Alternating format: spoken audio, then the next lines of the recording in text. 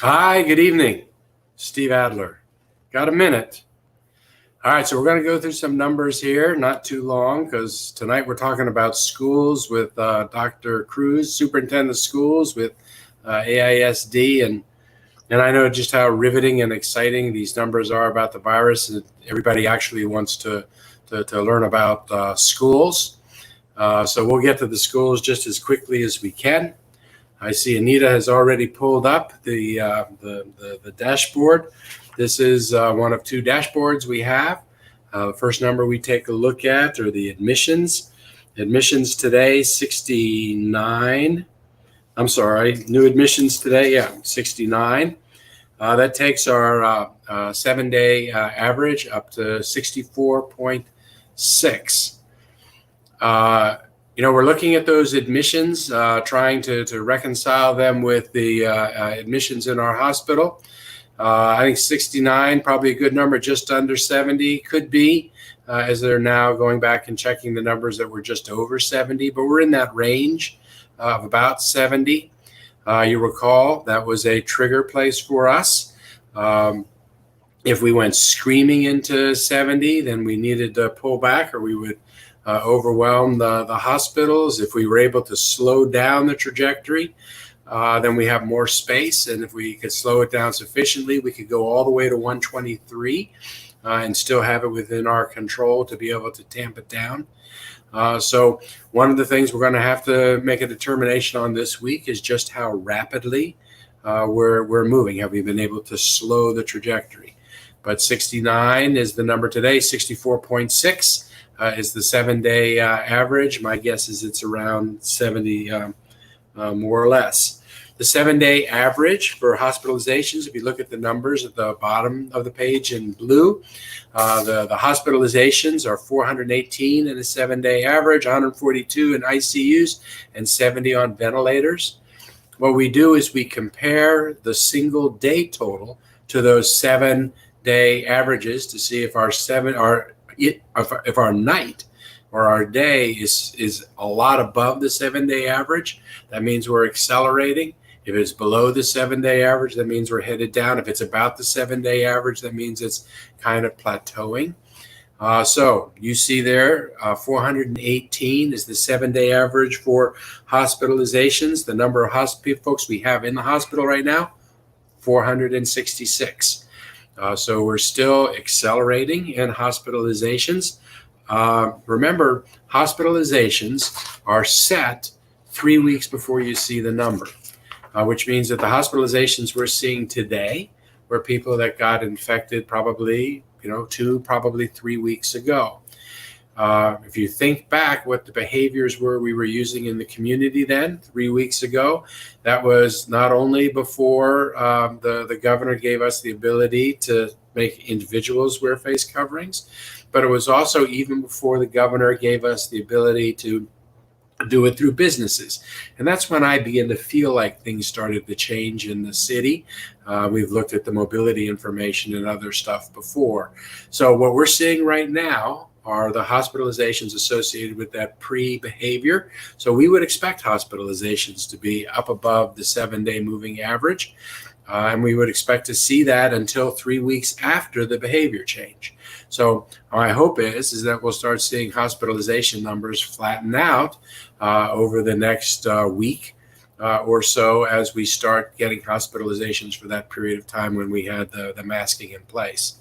ICUs, even more of a lagging indicator. 142 is the 7-day average. We have 140 in our ICU, which makes it look like right now that's an even number, which is a good thing for us to see. On ventilators, 70 is the 7-day average. 83 is the number of people who are on ventilators tonight.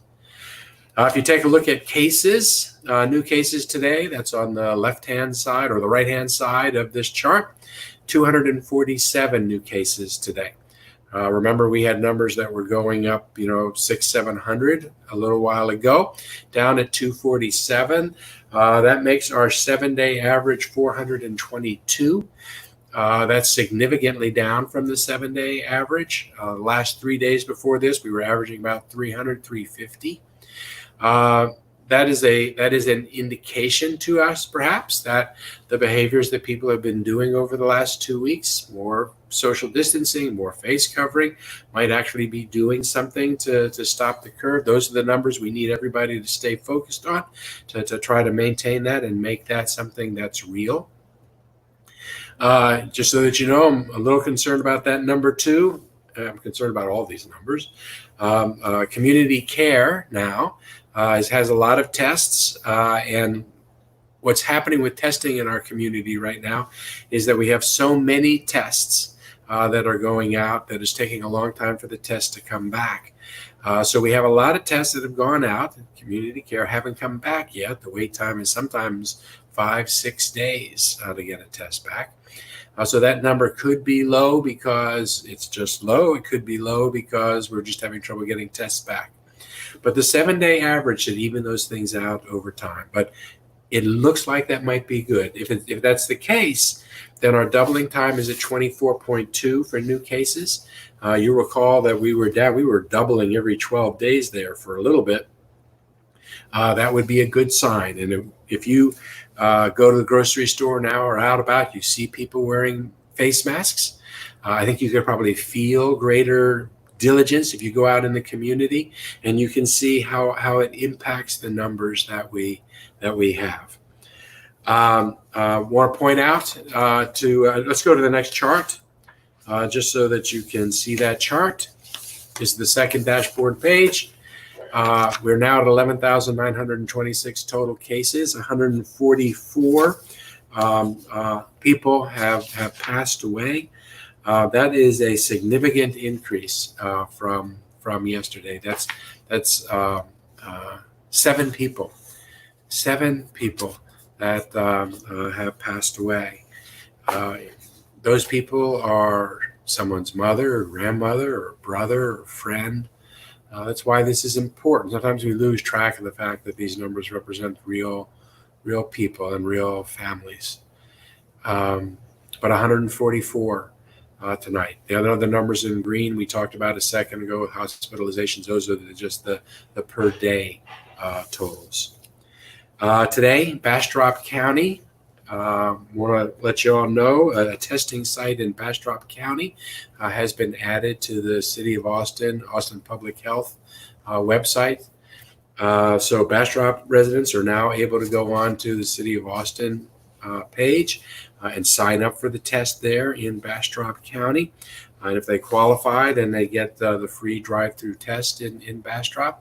Again, we're urging people, if you have insurance, get the test through your doctor, get the test through your clinic, and save the room or the opportunity in these free testing for people that would really be helpful.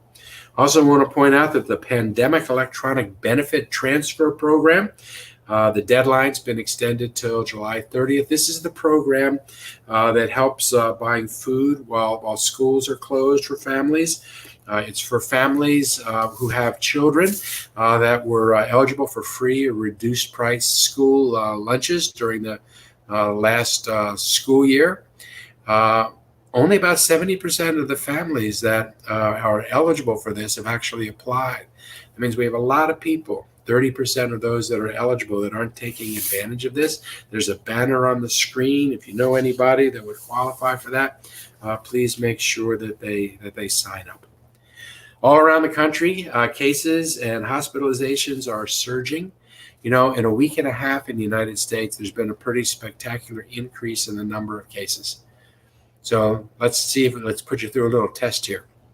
In the last week and a half, how much do you think the number of cases have gone up? The number of cases have gone up in the U.S. in the last week and a half. 10%? 20%? 50%? The answer to the question is that in the last week and a half, the number of cases in the United States has doubled. That's the speed at which this is now increasing. A record high average of new cases in the United States for the 28th day.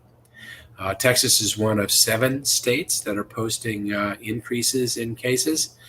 About 3 million Americans have been infected with the virus, and recently that includes a growing number of young adults.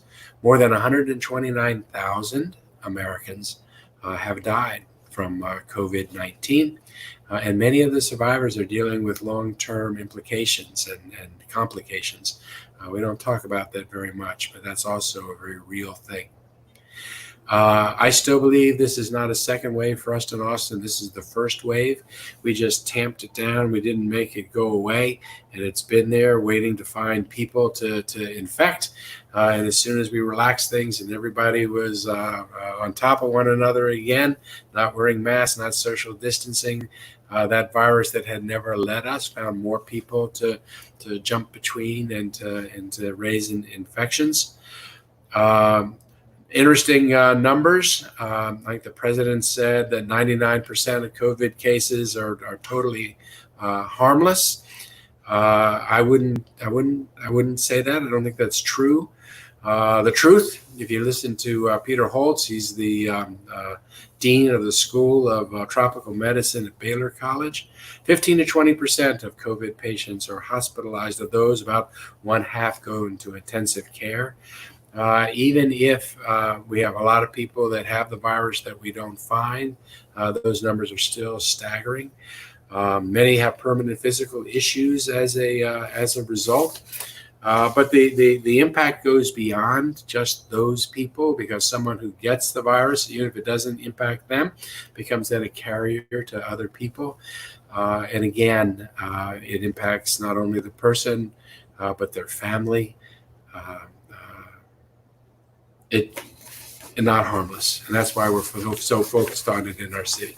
All right, so that all said, let's bring in my friend, the superintendent of schools in Austin Independent School District, Dr. Paul Cruz. Paul, thank you so much for hopping on tonight. Absolutely. Thank you for the invitation, Mayor. I want to tell you that you have earned retirement from the Austin Independent School District. I think you're doing your victory lap now. I want to tell you how much I'm going to miss you. You I think you've led through some real significant changes in the school district. I've watched other superintendents in the past, and your willingness to work with the city and involve the city. I think it was something that was at a level that we had never seen in the city before. So congratulations on moving on, but you're going to be missed. Well, thank you. I appreciate that. It means a lot to me coming from you, and I think forged a great partnership. I think from the beginning, not knowing what the future was going to hold and how much we're going to have to partner, but it's been a partnership with you, the city of Austin, and making sure we're trying to make Austin better. And right now it's about making it safer for everybody. Well, let's talk about that, because a lot of people ask me about the virus. You'd be surprised how many of them, all they want to talk about is what does that mean for schools, as people try and figure out what their lives are going to look like. So it's a dynamic situation with respect to schools. But what do you think? What do you think? Right now, what's the overall plan for the district? Right now, our plan is to begin school August 18th. We are offering options to parents. We have surveyed parents, and about half have said they're ready to come in, but want to know more about safety conditions. But about half are saying they want to have virtual classes. So we say that on August 18th, we'll start school, and we will have 100% option for virtual learning for our students and their families if they so choose, or also full-time or within 100% in person within schools. Now that's of course preliminary. This is what we're planning for. It could change at any point in time as we get more experience with COVID-19 and the way it's impacting the city of Austin. But right now, that's what we're preparing for, is 100% either virtual or 100% actually coming in. So what are the challenges associated with opening up schools? Well, one is we have not been in school since March 12th. That was our last time that we were in school. And so since then, we've not been together in a school as a school community. We've had different activities such as our graduation walks, and we've had different opportunities to come together virtually, but we've not actually had school. So that's going to be a challenge. Another is that we are creating systems around safety and following protocols that we're reviewing it from the national and the local level, but we need to test those protocols. And so the challenge is really around safety. When we look at also social distancing, whereas we say stay apart, 6 feet apart, and wear a mask. That's not what we do in schools. We actually teach kids to actually come together, to learn together as groups. And teachers get small groups and work very closely with them, whether they're listening to read or helping them with assignments. So it really goes contrary to what is the most conducive learning environment, but we know we need to do it because of safety and student and staff safety. So so I guess in putting this together, you pulled together a task force to deal with this. Talk about the task force for a second. We did. We put together a task force of parents, community members, teachers, staff members to come together to study our work, to study what our data, to study what we're getting from the state level and also at the local level. And I should say that, Mayor, I really appreciate your leadership. Actually, before March 12th, we were having regular meetings with you and other city leaders. And it was a very different experience, but we knew it was something that was serious, and we didn't know where we were going to be today way back then. But by having those daily conversations, those daily updates, and that was very consistent over time, I was able to share that information with our principals, with our leadership, so that we were the most informed. So once we got to this point, and I really feel that was really important because as I talked to some of my colleagues, they didn't get those opportunities. They didn't have the connection with their mayors. And I just said, you got to call them and ask them because this is really, we all need to be very informed about our current context. But created this task force to study our work, study protocols, really just socialize information. So that there's a better understanding of what COVID-19 is and how it could impact our schools. Well, we came up with different models. So when we looked at what we settled on, whether we said, should we start early? Should we start later? Should we have intersessions? It really came down to let's continue with the board approved calendar of August 18th. We decided not to start it earlier, which is now we look at our situation today. It was the right decision to do is to start at the regular time. And then go with virtual learning and then some studying in-person learning, but really studying protocol for students come into a school, which is going to be different. It is going to be different. It's not going to be business as usual. And that's what this task force did, is helped us to think of this, help us understand more from the parent perspective. And I think it was most of all helping us to socialize the information around COVID-19 and the impact of student learning. Did you guys look at any of those protocols that some people are talking about, like when you're on 4 days and off 11 days and on 4 days? And did you look at those kinds of solutions? We haven't. We looked at different ones. I can't say that specific one that we looked at to see should we come on to 4 or off. I don't know if that's a specific one. I just know there was some number of days that moved back and forth. We did, and we looked at intercessions. So actually going for maybe 30 to 60 days and then go out for so many days. But it was sort of longer spans with intercession times. But those intercessions were to bring students in if they were regressing academically and try to bring them in during that time period to give them more time for instruction. So that was really the approach at that time. We also looked at only having 25% of students at any point in time, because we said, it's 22 for elementary grades K through 4, it's 22 students in a classroom. But with social distancing and 6 feet apart, it's really around 8 to 10 students in a classroom. And so that's going to be an impact. So that's what we're studying. Should it be 25%?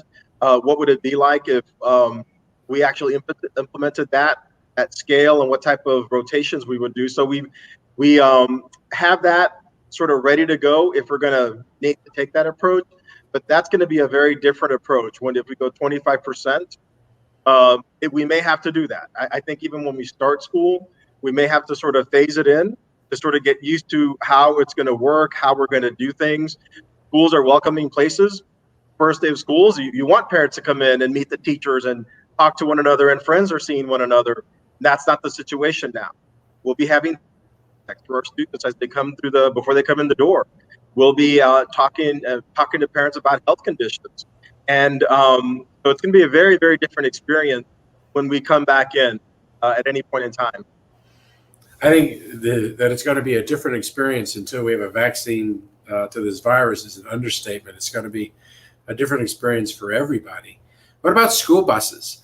How does the virus impact the way kids are going to get to school? Well, just with when we look at, we're Austin ISD's 81,000 students with 129 campuses. At 25%, you sort of get that number. There's a significant reduction of students at any point in time if we went with a 25% model. Well, then carrying that through, and then just it's a full experience for a student on a bus. Typically, it's 60 students on a bus, and we transport 23,000 students a day across all of our sites. With social distancing requirements, it would be about 12 to 14 students on a bus. So that has a very different impact for us as far as establishing the routes, going with the lower number. That's based on social distancing, not certain percentage on a bus, but through social distancing. There are some expectations around if it's a family or a family unit, kids can actually sit together on the same seat. But that's also being that they're also in the same school also, because we run buses for elementary schools, then middle schools, then high school students, and it's a rotation. So that was another impact that we had to consider, and then how students would actually get on a bus, how they would leave a bus, having hand sanitizer throughout, as they exit the bus or even come onto the bus as needed. I mean, it's going to be a very, very different approach. But right now on buses, still in place as we're going to begin school, that would still be the implication for us. So some of the things we've done before, we would not be able to do as far as offering transportation services. I tell you, really, really complicated. I have frequently said that the mayor's job and the city council job, piece of cake compared to school superintendent and school board member. Because everybody's just like so emotionally involved in these decisions, and because it's their kids' school. Are you taking feedback from parents or the community if they want to comment on what you guys are thinking about or planning?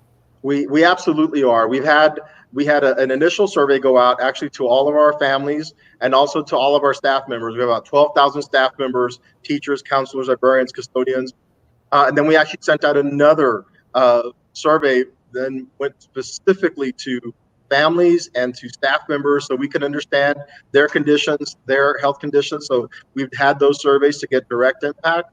We also on our website have a COVID-19 website. We also have Let's Talk. So if we didn't ask a question that we should have, or parents just want to have some comments or share information with us, they can always email leadership at the district level, also at the campus. We also have Let's Talk, where we then collect that data and then analyze it, so we're most informed. And so it's really been through surveys, it's been through a task force. I sort of borrowed your approach, and I have weekly meetings with all of our principals and district level staff so that we're also informed of what we're doing and getting feedback from our principal. That feedback has been consistent, and we welcome the feedback because this is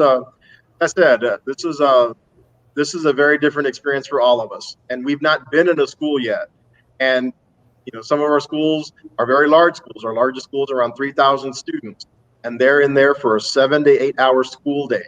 And there's just implications where there's transportation, breakfast and lunch. That's a lot of students going through lunchtime through a regular school schedule. Passing time during hallways. We can stagger some opportunities, but still it sort of brings in other challenges. How's it worked with the sports teams, the football teams that started up practice? Well, we did start practice as was allowed through UIL, University Interscholastic League. So we follow, of course, local decisions and orders around social distancing, but we also have UIL. We have our state Texas Education Agency. We have to follow their guidelines and expectations. We'd actually started having some summer training. But then with summer training, we actually then discontinued summer training. We may begin that again in July, but because of conditions around COVID and impacting our families and our students, we decided not to continue this first part of the summer. We projected to begin later in July, but of course, we're going to be monitoring our conditions and looking at the way COVID-19 is impacting our students and our staff members, and having that consistent dialogue with city leadership will be essential for us to plan on how we're going to continue. But we plan right now to start it back up later in July. But again, that may change. And I think that's, if there's a theme to what we're doing here, it's about flexibility. Right. Because we're doing these decisions of safety and keeping safety at the forefront for our students and our staff. And there are as many unknowns as there are knowns at this point. You know, as a city, we're looking at, and I'm real concerned about an increasing rise in the number of hospitalizations, most importantly, the intensive care unit numbers, and whether we'll have enough, whether we'll have so many cases that our staff is going to be stretched really thin. The ICU doctors and the critical care nurses. I'm just real concerned about that. That's up in the air right now on what we're going to be facing in 10 days to 2 weeks. So we're asking everybody in the community to really stay masked up and to stay home when you can. I was talking to one of the modelers, and the modeler was telling us that if you need to, and it's a last resort, you don't want to do it, but if you need to, we could have everybody kind of stay at home a little more like we did back in April and March. Maybe have restaurants that are pickup and retail that's pickup curbside. No one wants to do that, only as an absolute last resort. But one of the modelers said to me, you know, maybe they said if you did it, you could probably tell people exactly the number of days that they would go into that place, not undefined like it was back in March and April. And I think that she said it was 35 days. You could go in 35 days, you could count it down, 35, 34, 33, and on day one you would come out, and we would have so decreased the virus load in the city that it would be down at a level where she said you could open up schools with a lot greater chances of being able to sustain it. And her question to me was, do you think that the community would want to do that for 35 days, even if they didn't have to stop the ICUs from getting overwhelmed, but because of the impact that it would have in driving down the virus? You don't have to answer that question. I told her I didn't know the answer to it. I was so focused right now on our ICUs, but I just throw that out. And the modeler is going to come and talk to the city council on Thursday. So there's going to be a public hearing on Thursday. We'll get our weekly update about the virus. I'm going to ask about schools. I'm going to ask about that model. We're going to hear about what we're facing with respect to ICUs.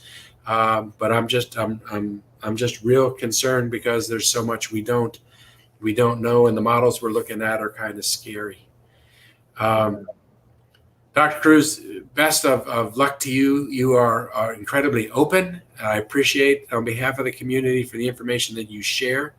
And I think everybody understands the incredibly difficult task that you're confronted with now, trying to make decisions and do planning in an environment where so many things are changing every day.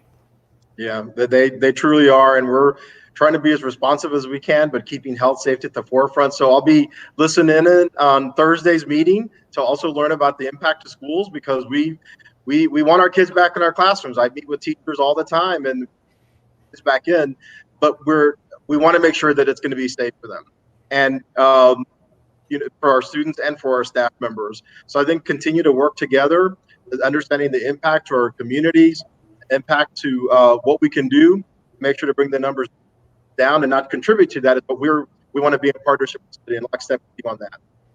Dr. Cruz, thanks so much for joining me. Thanks for coming by and spending the time with us tonight. Thank you so much. Appreciate it, Mayor. Take care. And we're going to close this evening with some art that we got here from Ali Kata. He's a friend of mine, businessman in the community, but also a phenomenal photographer and artist. This is a piece of his work. This is what he's doing while he's spending time at home. It highlights the power of our own choices to influence other people. If you're wearing masks, more likely people around you are going to wear masks. These eggs in their shells remind us of our own fragility. And then I want you to know that on Wednesday, for this Got a Minute, I'm going to have another guest with us. It's somebody that many of you know or know of. He is now recovering from COVID-19, and we're going to ask him to talk about the experience that he had. But in the meantime, this is fun art photography reminds us of the power of example. And with that said, I will say, please mask up, social distance, stay at home if you can. We are in an incredibly tricky time for our city right now. Behaviors are changing. I can feel it and I can see it anecdotally. Let's make it last in the numbers. You all take care and be safe.